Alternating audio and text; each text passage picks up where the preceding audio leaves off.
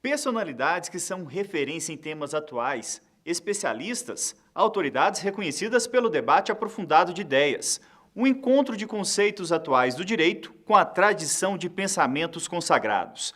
A partir de agora, a TV Justiça apresenta para você o programa Sexta com Excelência. Doutor em Direito Internacional pela Universidade de São Paulo, Salem Nasser é referência quando o assunto é a relação entre o direito islâmico e o direito internacional. Convidado da primeira edição do projeto Sexta com Excelência do Supremo Tribunal Federal, o especialista falou sobre o direito e sociedade islâmica.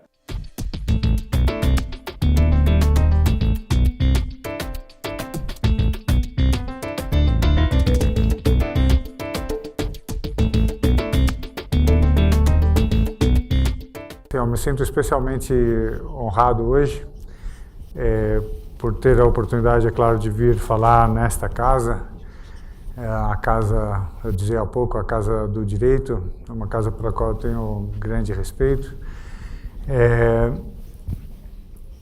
Ter recebido este convite foi também muito honroso. Fui fenomenalmente bem tratado pelo Dr. Fernando, pela doutora Valesca, pela casa de modo geral. Pelo presidente, ministro Lewandowski. Então, isto por si já é uma razão de alegria. Agora, falar numa sexta-feira para um auditório razoavelmente cheio é um privilégio, realmente. Então, eu agradeço muitíssimo que vocês estejam aqui com a disposição realmente para conversarmos um pouco sobre um tema que, a mim, é claro, parece fascinante e no qual eu percebo uma importância fenomenal e acho de extraordinária riqueza o fato de que a Casa e o nosso Poder Judiciário se interessem por esse tema. Como introdução, o nosso tema hoje é um tema que poderia parecer duplo, né? Direito islâmico e sociedade islâmica. Qual é a relevância de falarmos sobre isto hoje? E digo para vocês que uma parte dessa importância vem de um real sofrimento, né?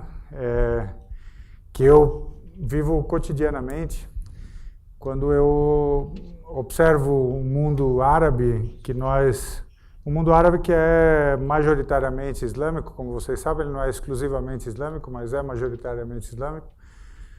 E o mundo muçulmano, que é muito mais amplo do que o mundo árabe, mas que estão totalmente ou quase totalmente conflagrados. Há uma urgência de lidar com este mundo árabe, que em grande parte é islâmico, e com o mundo islâmico, que é muito maior do que o mundo árabe. E há uma urgência de lidar com estas situações dramáticas, eu digo dramáticas mesmo, porque nós estamos falando de guerras civis quase que totais, de uma frequência terrível da violência. E esta urgência nos faz querer compreender estes universos, né? Esses dois universos, ou este universo que tem várias faces.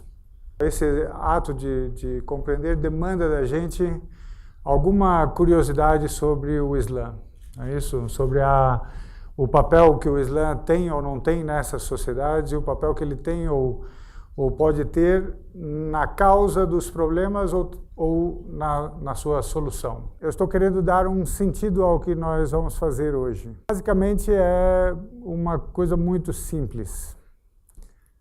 E talvez por isso mesmo eu pudesse dizer coisas muito diferentes na sequência, mas a mensagem é uma única. É uma mensagem de aproximação. Nós precisamos vencer este estranhamento. Nós precisamos vencer esta ignorância. Nós precisamos nos aproximar desta realidade que nos é tão diferente.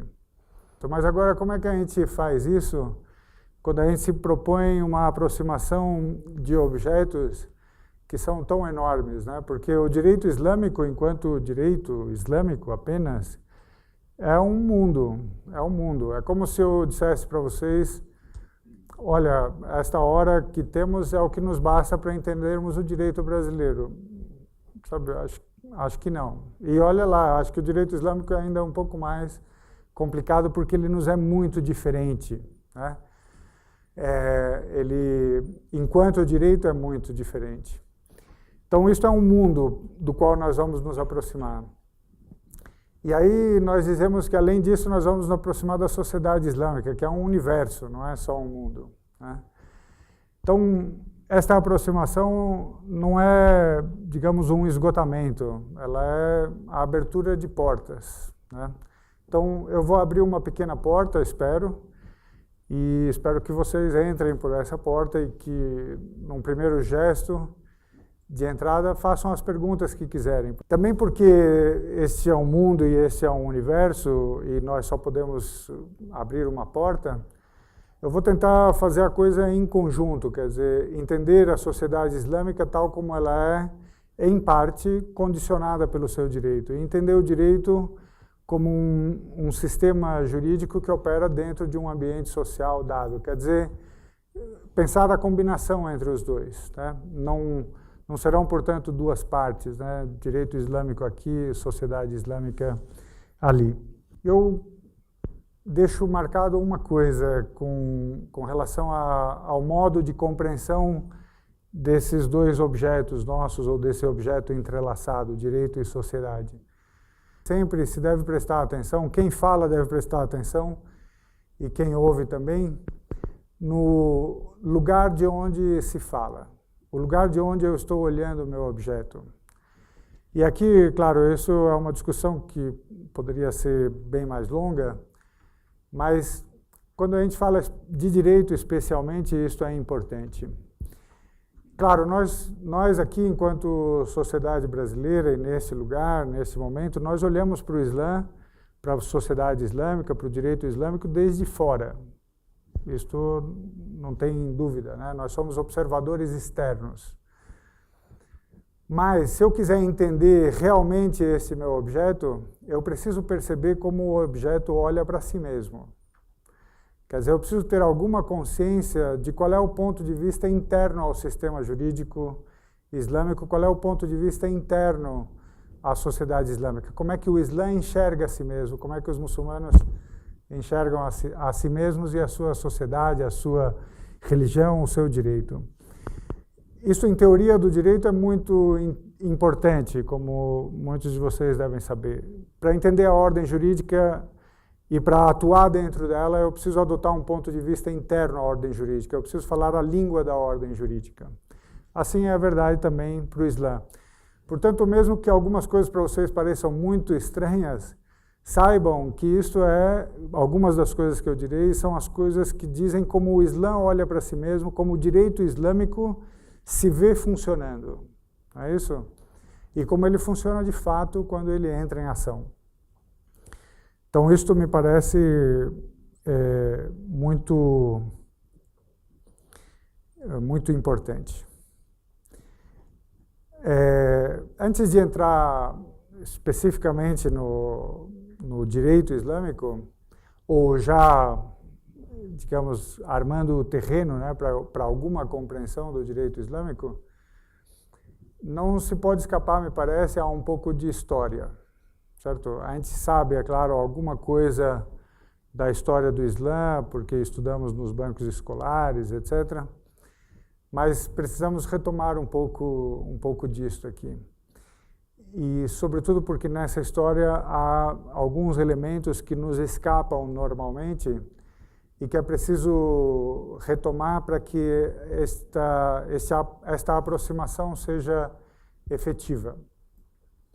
Então, como talvez muitos de vocês saibam, no começo do século VII da era cristã, Muhammad, que era um homem que a esta altura já tinha 40, 42 anos, e que era de uma tribo muito importante do mundo árabe. A Península Arábica naquele tempo era toda ela fragmentada em várias tribos que se relacionavam entre si, mas ele era de uma tribo importante, de uma cidade muito importante, porque era a cidade que guardava os vários deuses das várias tribos árabes. É isso? Aquela construção que vocês veem no centro de Meca, ela costumava albergar os deuses das várias... e era um lugar de peregrinação e de uma feira que acompanhava a peregrinação, portanto, era um lugar de comércio e, ao mesmo tempo, de peregrinação religiosa. Ele era órfão, mas pertencia a uma família razoavelmente poderosa, que lhe estendeu a sua proteção, e era alguém, pelo menos ao que diz o relato, de uma reputação de impecável honestidade, né? E ele tinha o hábito de, todos os anos, se isolar na montanha, daí talvez o ditado que nós conhecemos aqui, ele ia meditar. E numa dessas circunstâncias, ele recebe a revelação de que ele era o selo das profecias, de que ele era o último dos profetas, de que ele era um mensageiro de Deus. Por que eu conto essa história? Porque, na verdade, o arcanjo que trouxe a mensagem ao profeta Muhammad era o arcanjo Gabriel. E aqui, assim, só por uma nota, não se preocupem em saber se eu sou praticante ou não, crente ou não. Eu estou contando a história como ela se conta a si mesma, tá? E nem é um convite para que vocês acreditem ou deixem de acreditar. Isto é apenas Então, o fato de eu me referir ao profeta como profeta é apenas o modo como o Islã enxerga o profeta. Por que é importante isto? Porque o arcanjo Gabriel é o mesmo que fez a anunciação à Virgem Maria. É o mesmo que visitou Moisés, é o mesmo que visitou todos os outros profetas da tradição judaico-cristã, certo? Então, aqui, esta talvez seja a informação mais relevante deste encontro, é que Allah, em árabe, é simplesmente a palavra árabe para Deus. Tudo bem? Então, o cristão árabe se refere a Deus como Allah. Então, aquilo que a gente pensa que Allah, na verdade, é um outro Deus, é o Deus dos muçulmanos, né? É o Allah, que é um outro Deus. Isto é falso, certo? Porque é apenas a palavra árabe que significa Deus. E o Deus do Islã é o mesmo Deus de Abraão, de Moisés, de Cristo. E se vocês quiserem um dia consultar o Alcorão, vocês verão que no Alcorão está a história de Moisés, está a história de Isaac, de Abraão, está a história da Virgem Maria, que é uma das mais belas do Alcorão, inclusive uma das que o Alcorão mais gasta tempo, digamos, contando, né? Então, isto é um elemento fundamental. Para o Islã, em princípio, eu não estou ainda falando dos muçulmanos, mas para o Islã e para a maior parte dos muçulmanos, não há quase que nenhuma medida de estranhamento em relação ao judaísmo e ao cristianismo. E isso daqui é muito importante da gente perceber. Por quê? Porque nós sim temos o estranhamento.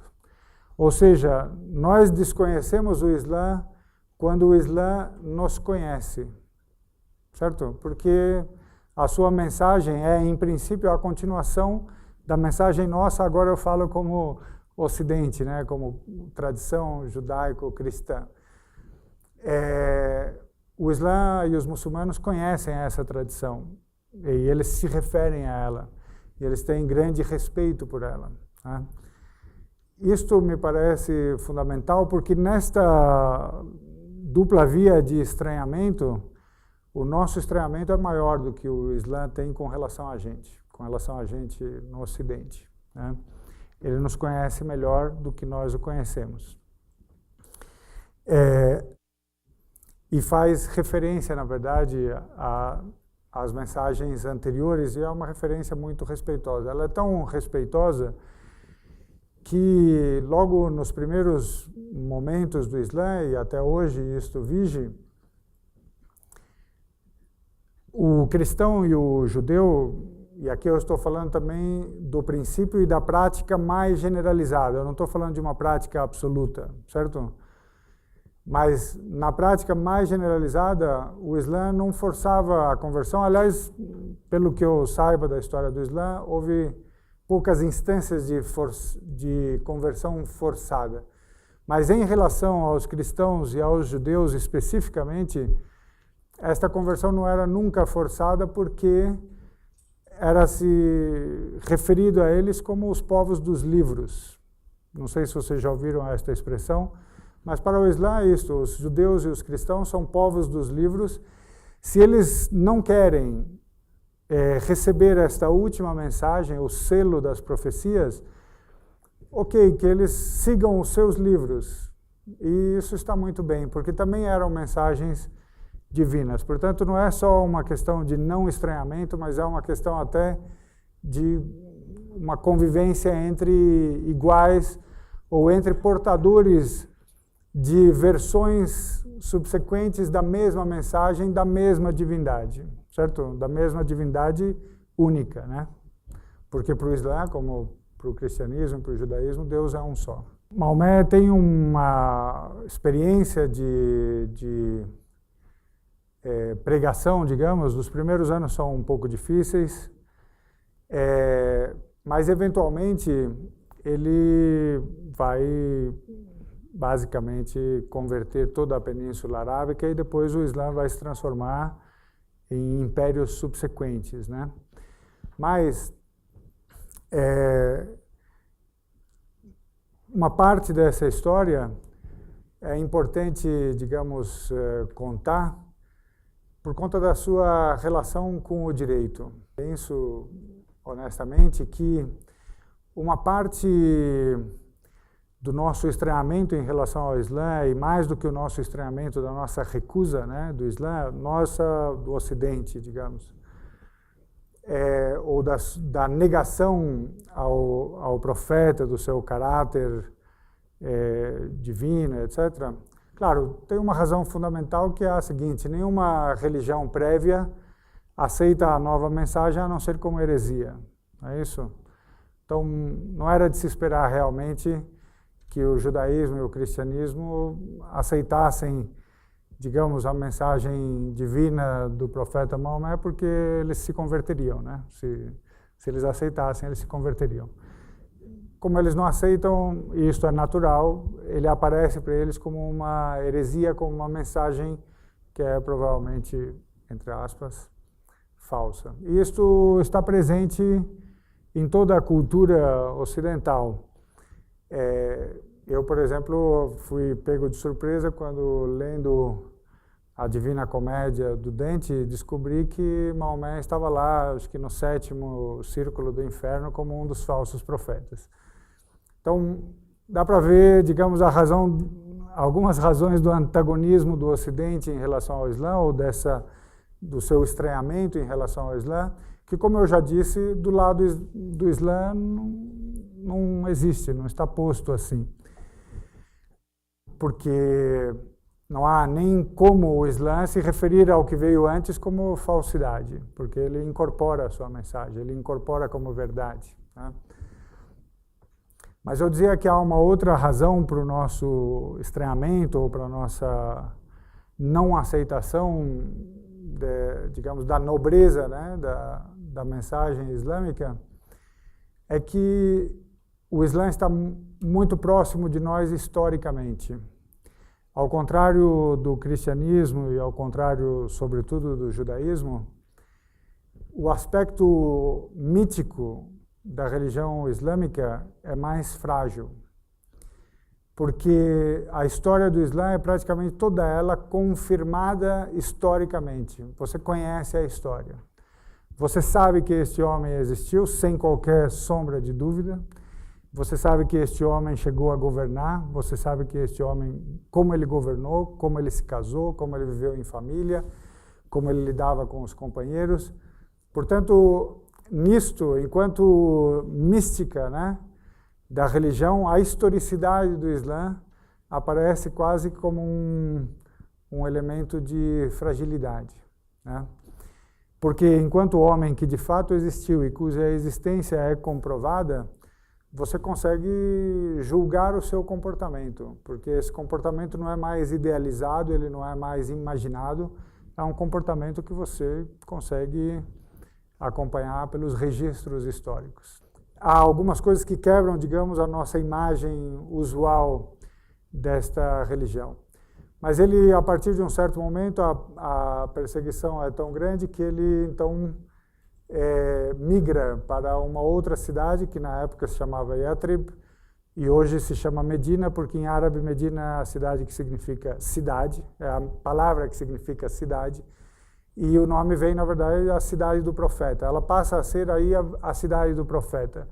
E ele é praticamente convidado a vir governar esta cidade, como um governante para os muçulmanos, o profeta para os muçulmanos, mas também como um árbitro e governante imparcial entre as outras tribos judias e cristãs. Então ele é o governante, digamos, consensual para essa nova cidade e, eventualmente, em algum momento, ele volta a Meca, vencedor agora, e ele derruba todos os deuses que estavam na Kaaba e instala-se aí definitivamente na Península Arábica o monoteísmo.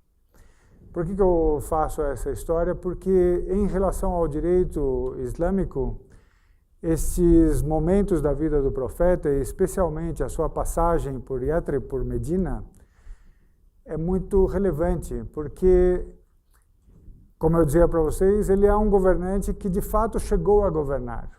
Enquanto profeta, ele chegou a governar e ele precisava arbitrar questões comerciais, ele precisava arbitrar ou decidir questões de casamento, de sucessão, de direito penal, certo? Ele administrava as coisas do mundo, da vida. Era preciso ter direito, era preciso ter normas de algum tipo que permitissem ao profeta governar.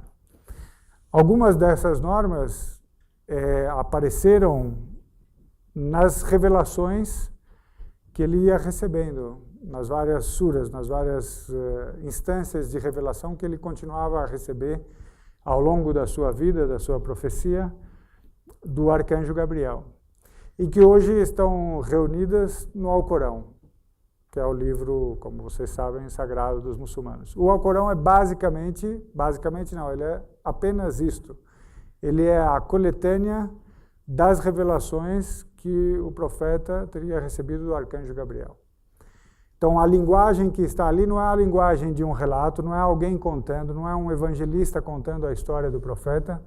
O que está ali é o que o profeta teria ouvido diretamente do arcanjo Gabriel.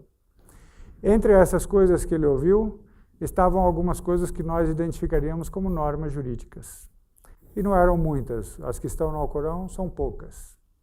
Algumas delas, e isto será um dos problemas do direito penal islâmico hoje, algumas delas dizem respeito realmente às penas criminais, né? Mas não há muita coisa no Alcorão que a gente possa chamar de direito. Mas ainda assim ele decidia, não é isso? Ele decidia as controvérsias, as contendas, ele dava soluções a problemas sociais de toda a natureza. Tudo que o profeta fez, a partir do momento do começo da profecia até a sua morte, é o que na tradição árabe islâmica se chama de sunnah, é a tradição do profeta. A coleção de seus dizeres e seus atos, seu comportamento. E isto será relevante daqui a pouco, né? Mas o profeta, e isso está muito claro desde o começo da profecia, o profeta era um homem que tinha sido escolhido, mas ele era um homem. E ele vai morrer, e ele morre como cabe aos homens fazer, certo? Há, portanto, uma quebra assim, de uma mística. Está muito claro na tradição islâmica que o profeta era um homem. Enquanto profeta, ele foi incapaz de erro, porque ele era protegido divinamente, mas, fora isto, na sua natureza, ele era um homem. E quando ele morre, coloca-se um problema de grande envergadura para a sociedade muçulmana, para o mundo em que ele governava, que é Até agora nós sabíamos quem tinha legitimidade para governar. Era aquele que tinha sido escolhido por Deus como seu mensageiro. Mas quando morre o mensageiro e quando está muito claro que este mensageiro era o último, porque este era o cerne da mensagem, quem pode governar agora? Não é isso? Quem pode decidir de modo hábil ou eficaz as controvérsias? Quem é que pode dizer o que diz o direito? Quem é que pode dizer o que deve e o que não deve ser? O que é lícito e o que é ilícito? Certo? Qual é o comportamento que se espera e o que não se espera? Então, abre-se um problema que é de natureza ao mesmo tempo política, mas também jurídica, sobretudo política naquele momento, que é o problema da legitimidade para governar. Quem é que pode governar depois da morte do profeta? E como é que eu identifico as normas jurídicas que devem se aplicar na sociedade, agora que não há mais revelação, que continha as regras jurídicas poucas, e não há mais o profeta que podia decidir de modo correto as controvérsias. Esse é o problema da política no Islã e é o problema do direito no Islã. É com estas perguntas que o Islã deve essencialmente lidar a partir daí. A questão política é resolvida, pelo menos nos primeiros tempos, e depois, é claro, ela vai sofrer uma abertura enorme, porque o império fica grande demais, se multiplicam, na verdade, os grandes impérios islâmicos ao longo da história, e há sequências diversas de tomada de poder, troca de poder, legitimações diferentes do poder. Tudo isso nós não vamos poder tocar, mas no primeiro momento, claro, a comunidade ainda era pequena e há uma escolha por consenso dos governantes que se seguem ao profeta, e os primeiros 4 sucessores são, na tradição islâmica, conhecidos como os bem-guiados, aqueles 4 que eram do grupo de convivência do profeta, que eram seus próximos amigos, os primeiros convertidos, os generais das forças do Islã no começo da sua expansão e assim por diante. Isso também será relevante se depois nós tivermos tempo e quiserem, vocês, entrar na questão do cisma islâmico, né, entre o sunismo e o xiismo, e a implicação que esse cisma teve para as questões jurídicas, né?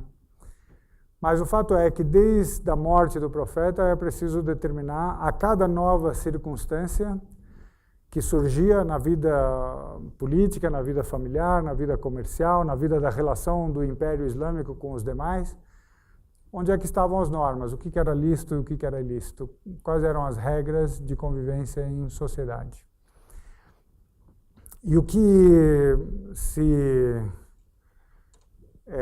convenciona a dizer, e isto é a essência do direito islâmico, é que não há direito, propriamente falando, e especialmente não há direito islâmico, fora da mensagem divina.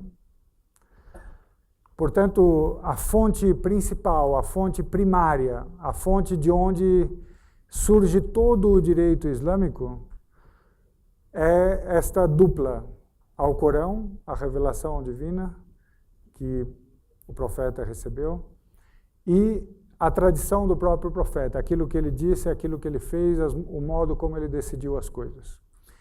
Ou seja, todas as regras no direito islâmico, em princípio, precisam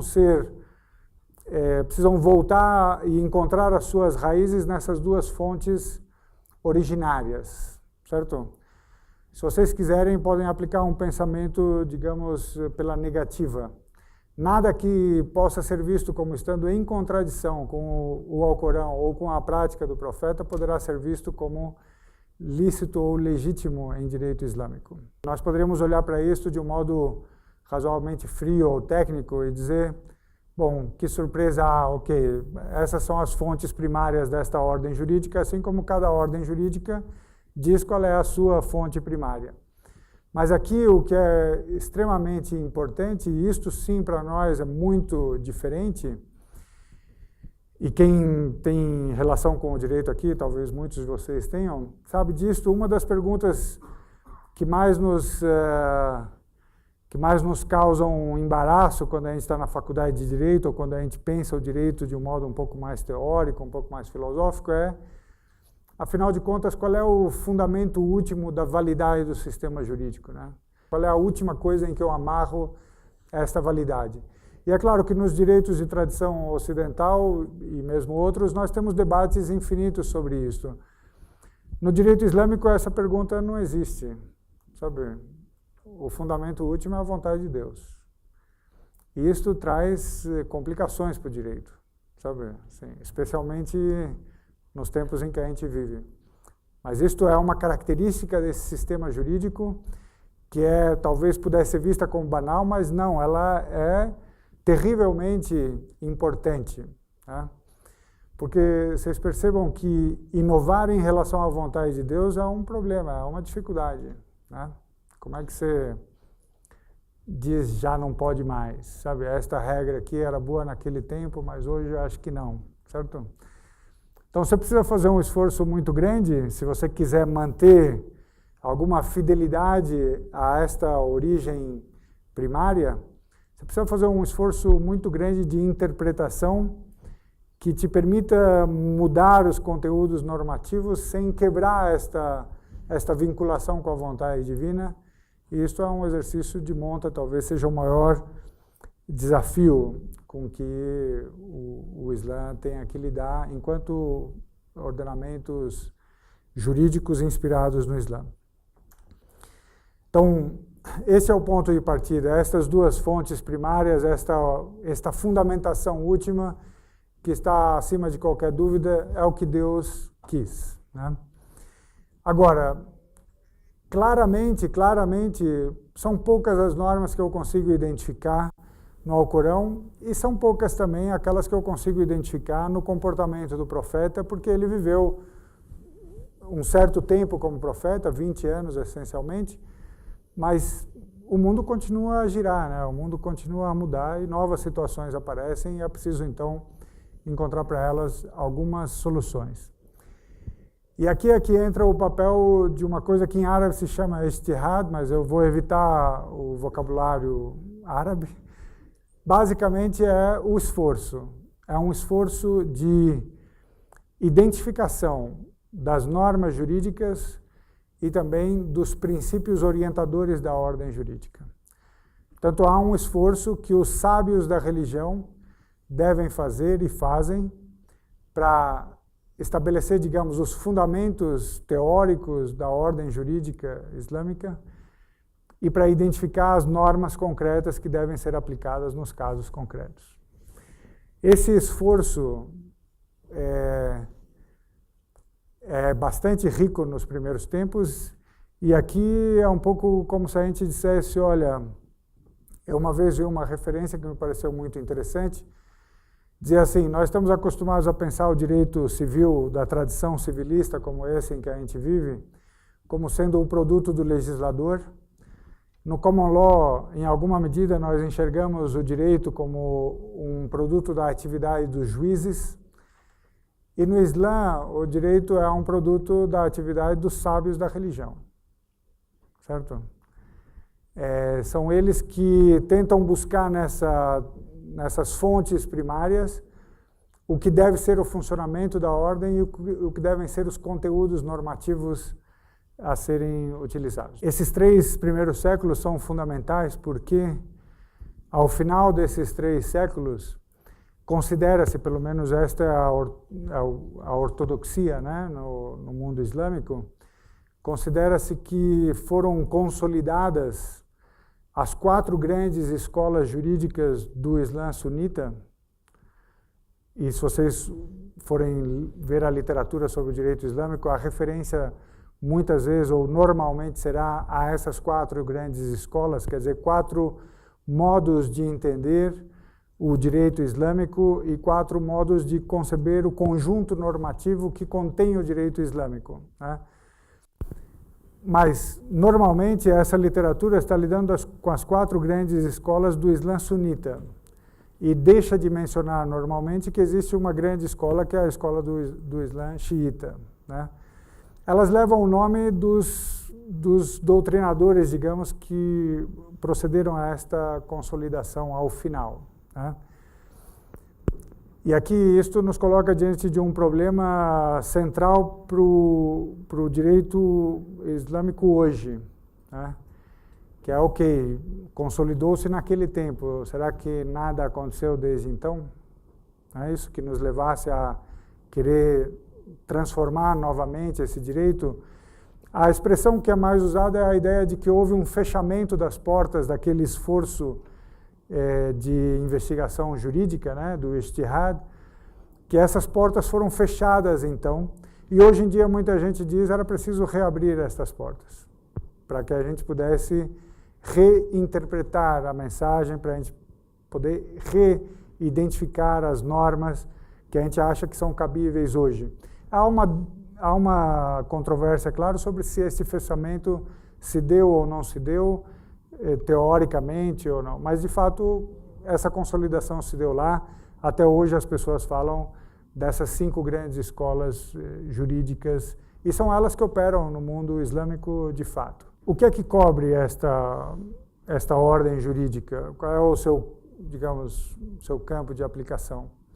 Na verdade, ela em princípio contém regras sobre toda a vida, que vão desde o culto, quer dizer, está lá no direito islâmico. Eu vou passar alguns detalhes mais teóricos, mais específicos, digamos, para podermos aproveitar o tempo, mas basicamente se acredita que o direito islâmico contém as regras que ordenam o nosso culto, quer dizer, a relação do indivíduo com Deus, e que comandam lá o que se chama normalmente de os pilares da religião islâmica: a obrigação de peregrinar uma vez na vida a Meca, a obrigação de rezar todos os dias, 5 vezes por dia ou 3 vezes por dia, a obrigação de jejuar no mês de Ramadã, a obrigação de dar esmolas aos pobres ou de pagar um imposto para o benefício dos pobres. Mas tudo isso depois da primeira de todas, que é a confissão de fé.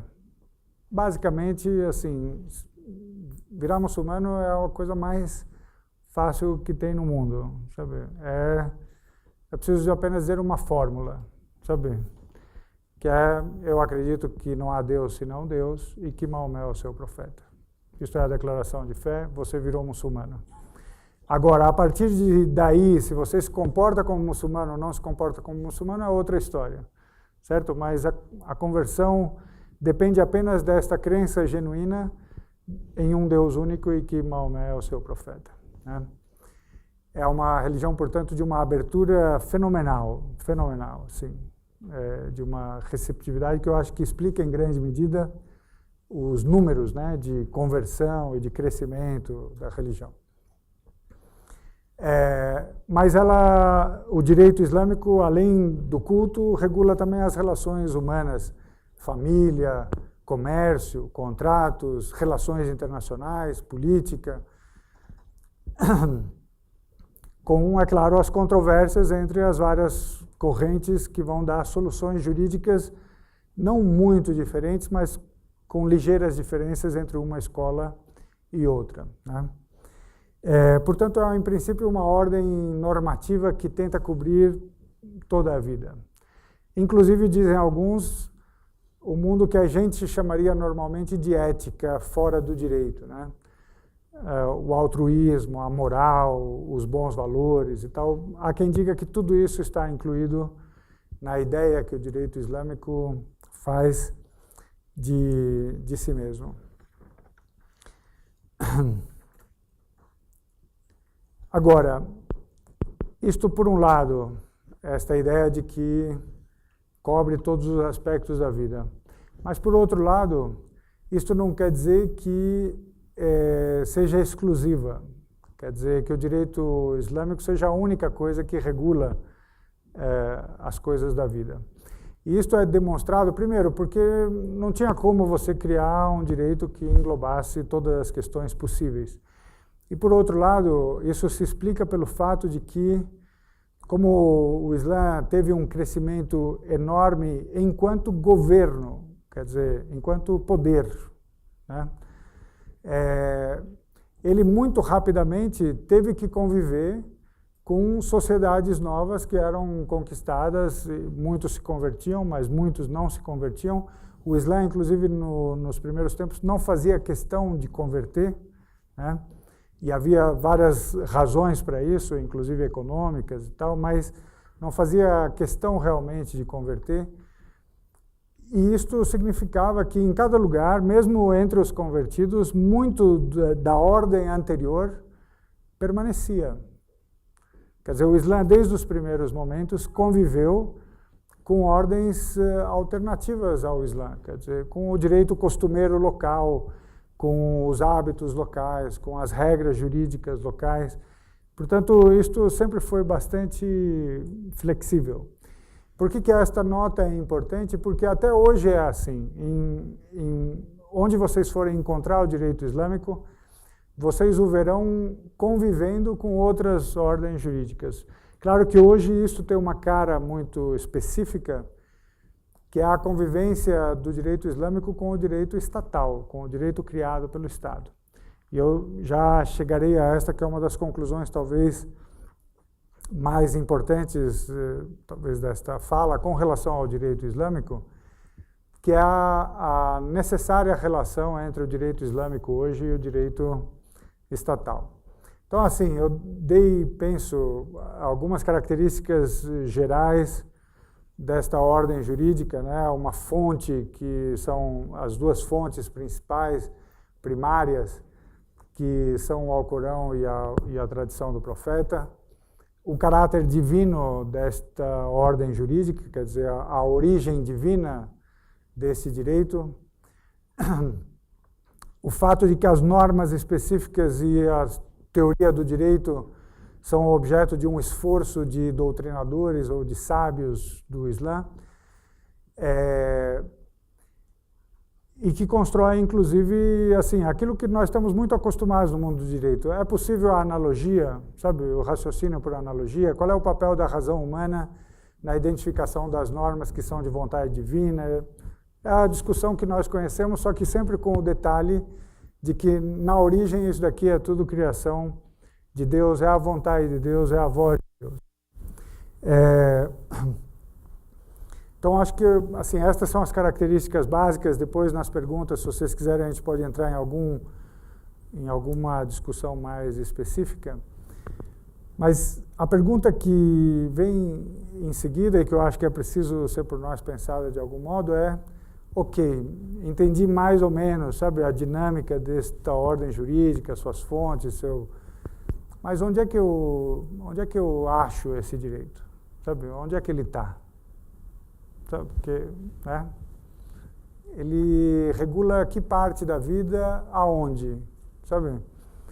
E esta é uma pergunta, me parece, fundamental, porque se nós aqui, por exemplo, no Brasil, estamos reconhecendo que há alguma importância em conhecer esta ordem jurídica, e em parte não é só uma curiosidade, não é só porque a gente quer entender os conflitos e saber o que, sabe, se o Islã diz de fato,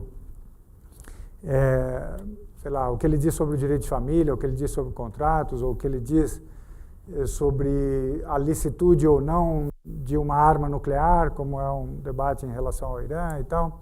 Não é uma mera curiosidade nossa, há um potencial real de que nós venhamos a aplicar direito islâmico e a ter que conviver com o direito islâmico, certo? Porque não há qualquer, assim, impossibilidade, há uma grande probabilidade, crescente probabilidade, de que o judiciário brasileiro, se é que já não passou por isso, eu acho que ele já passou, eu só não tenho, digamos, a jurisprudência, né, para demonstrar para vocês, mas ele teve que pensar, por exemplo, na aplicação do direito islâmico a casamentos de brasileiros ou de casais de brasileiros com não brasileiros, de reconhecimento de um casamento que foi feito de acordo com o direito islâmico num país árabe, por exemplo. Ele já teve que lidar e terá certamente que lidar com questões de sucessão, às quais se aplicará o direito islâmico, com questões de regime matrimonial, às quais se aplicará o direito islâmico. sobre guarda dos filhos, aos quais se aplicará o direito islâmico, direito aplicável a um contrato, certo? Isso tudo está assim, se não foi decidido ainda com grande frequência pelos tribunais brasileiros, tem mais a ver com o fato de que o Brasil ainda era tímido nas suas relações internacionais, inclusive nessas relações de natureza privada, comercial, etc. Mas isso está mudando radicalmente. Então, nós teremos cada vez mais que lidar de fato com o direito islâmico. Nossos tribunais vão ter que fazer esta interpretação e olhar para este caso aqui, em que eu tenho que aplicar o direito islâmico, como é que eu interpreto esse direito? Como é que eu determino quais são as normas? Esse é um direito que, ao contrário da nossa ideia de direito, não tem como campo de aplicação uma base territorial. Nós estamos acostumados sempre a pensar o direito como aquele direito que se aplica em tal território, certo? Na história do direito nem sempre foi assim, mas há um bom tempo já nós só pensamos o direito assim. O direito brasileiro é aquele que se aplica no território brasileiro e, excepcionalmente, terá alguma característica de extraterritorialidade. Mas cada direito, para nós, corresponde a uma base territorial. Menos, é claro, o direito internacional, mas em que a base territorial é mais ou menos conhecida, né? A relação entre os estados, a base não territorial. Mas no direito islâmico e em qualquer direito religioso, né? Ele não precisa disso, porque você percebe que não há muita lógica em limitar a vontade divina aos contornos territoriais. Se isto é uma mensagem divina para a humanidade, o seu campo de aplicação é eterno, é para todo mundo. Só que na vida real, concreta, ele não está sendo aplicado em todos os lugares, né? Por isso é que eu digo que é como se você tivesse uma ordem jurídica que estivesse suspensa.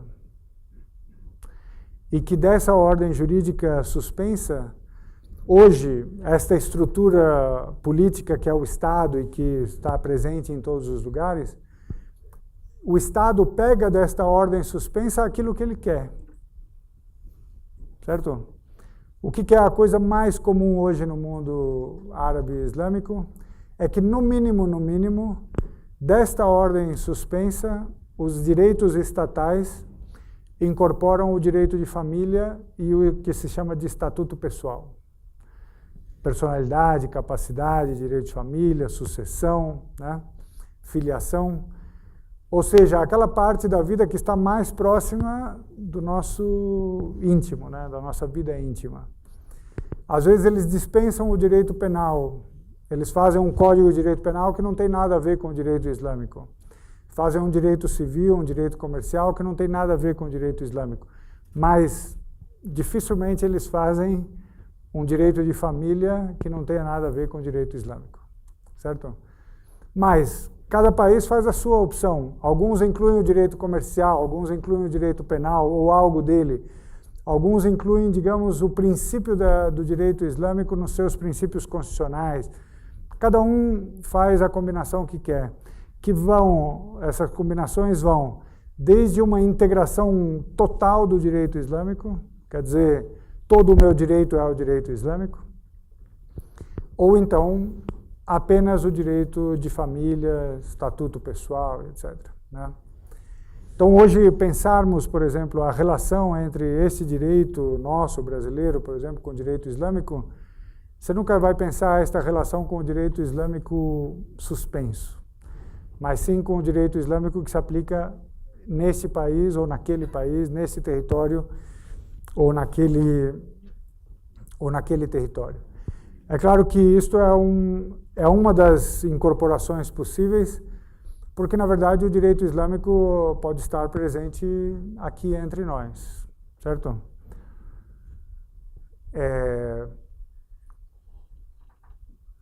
Por exemplo, eu casei no Brasil, mas eu casei perante o sheik, certo? O direito islâmico estava sendo aplicado aqui no Brasil, sabe, no momento do meu casamento. Amanhã 2 pessoas aqui podem ter uma controvérsia e levar esta controvérsia a um sheik para que ele a resolva de acordo com o direito islâmico e não diante dos tribunais, nem diante de um tribunal arbitral, nem por uma mediação propriamente dita. Você vai ao sheik e diz ao sábio da religião em quem você confia, e você diz, me dá uma solução jurídica de acordo com o direito islâmico para isso daqui. Né? Nisso, o direito islâmico tem uma certa flexibilidade que tem a ver com a pergunta sobre o clero, que é, assim, o sábio da religião, ou o clero, ele adquire em princípio, porque na estrutura da realidade concreta, muitas vezes, esse clero é funcionário do Estado, está cooptado politicamente e tal, isso é outro departamento. Mas, em princípio, o clero tira a sua reputação da sua legitimação pública, certo? Então, as pessoas aqui dizem, eu confio nos pareceres jurídicos deste fulano. O que ele disser, a interpretação que ele der para o direito é a interpretação que eu adoto, certo? Por isso, você poderá ter soluções jurídicas diferentes segundo a opinião do sábio que você segue ou adota. Tem uma certa flexibilidade, mas isso tudo para dizer que o direito pode estar nas nossas relações pessoais aqui no Brasil. E isso ele vai funcionar como uma ordem jurídica paralela, como um mecanismo de solução de controvérsias paralelo e diferenciado. Ele vai funcionar em algumas sociedades como algo especificamente direcionado para as minorias daquela sociedade. Há, por exemplo, jurisprudência europeia que reconhece efeitos, até mesmo a bigamia, né, que para eles contrariaria, em princípio, a ordem pública e tal, mas que reconhece efeitos por considerações, por exemplo, de natureza de direitos humanos. A segunda mulher ficaria sem direitos, certo? Inclusive patrimoniais e tal. Então, é um direito que está em vários lugares, ainda que ele, na sua forma pura, digamos, esteja em suspensão. Mas por que será que ainda há alguma resistência do direito islâmico nas mais variadas sociedades, certo? Sei lá, será que já não era tempo da gente dizer, sabe, para que tudo isso, né? Vamos fazer os nossos códigos e pronto, né? E aqui eu diria que a minha tese é muito banal, mas eu acho que ela se verifica e eu acho que ela tem uma conexão com o fato de que a maior resistência desse direito islâmico é especialmente no direito de família e no estatuto pessoal, que é aquela parte mais próxima da nossa vida íntima, em que nós ainda não abrimos mão do sagrado. As sociedades islâmicas, especificamente em relação a isso, ainda não abriram mão do sagrado. Eu acho que em relação a muitas outras coisas não abriram mão do sagrado. E isto é um dos segredos da permanência do direito islâmico, ainda quando essas pessoas discordam de tantas soluções que, digamos, a dogmática estabelecida do direito islâmico reconhece. Por exemplo, penas físicas no que diz respeito ao direito penal, a bigamia, certo? A diferenciação entre os gêneros. Tal. Mesmo que você não acredite mais em nada disto, as sociedades têm uma dificuldade em dispensar em bloco, né, o sagrado. Né? Então, nesse sentido, eu acho que essa é a chave dessa resistência, que inclusive tem a ver com uma questão de identidade. Há uma sensação de que, perdido o direito islâmico, perdida a conexão com a religião, perde-se a própria identidade, certo? Ainda que você discorde das soluções e que você ache que o mundo deveria ser diferente. Agora, há uma esperança de que, justamente porque essas portas do esforço de criação jurídica, de interpretação, porque há uma esperança de que elas não estejam necessariamente fechadas e, sobretudo, não para sempre, que você possa ainda criativamente olhar para esta mensagem e interpretá-la de modo a que ela se adeque ao mundo, se adeque melhor ao mundo em que a gente vive. Então, a minha conclusão nessa tensão entre essas duas ideias é de que, assim, que a gente goste ou não, nós precisamos aceitar o fato de que em muitas sociedades Deus ainda não está morto, sabe? Ele não está morto ainda. E por isso é preciso que nós, os homens, assumamos muito seriamente a responsabilidade de interpretar de modo competente, mas também de modo humano, a mensagem que a gente enxerga, né, como vindo de Deus. Então, acho que esse é o nosso grande desafio, porque morto ele não está. Muito obrigado.